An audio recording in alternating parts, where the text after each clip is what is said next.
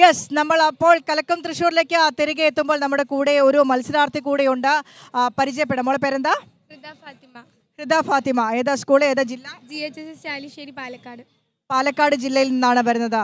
അപ്പോൾ ഈ കലോത്സവ വേദികൾ എന്ന് പറയുന്നത് ഏതെങ്കിലും ഒരു ഐറ്റം പെർഫോം ചെയ്യാനുള്ള വേദിയല്ല, നിരവധി കലകളുടെ സംഗമ ഭൂമിയാണ്. ഒരേ മത്സരാർത്ഥി പല ഐറ്റത്തിന് പങ്കെടുക്കാനുള്ള വേദി കൂടിയാണ് സംസ്ഥാന സ്കൂൾ കലോത്സവ വേദികൾ എന്ന് പറയുന്നത്.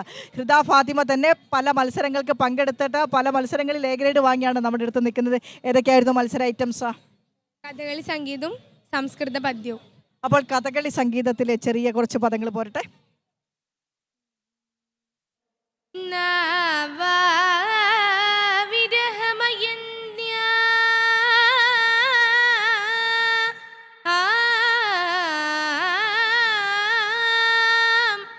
നൈഷധം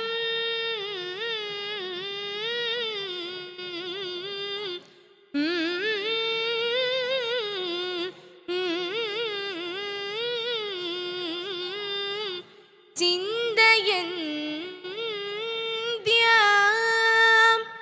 ജനീ ഭുവി ദമയന്ത്യ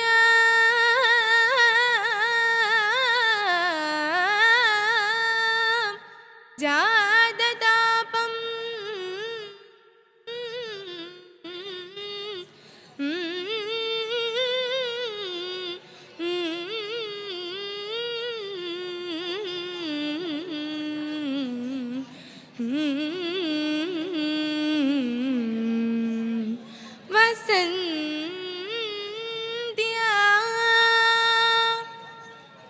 സാധാരണ അധികമാരും കൈവയ്ക്കാത്ത മേഖലയാണ് ഈ കഥകളി സംഗീതം. എങ്ങനെയാണ് ഹൃദ അതിലേക്ക് എത്തിപ്പെട്ടത്?